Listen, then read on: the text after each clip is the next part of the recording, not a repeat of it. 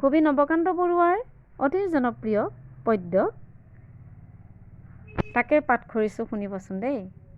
এইবোৰ অৱশ্যে কবি নৱকান্ত বৰুৱাই শিশুসকলৰ বাবে কৰা কাম।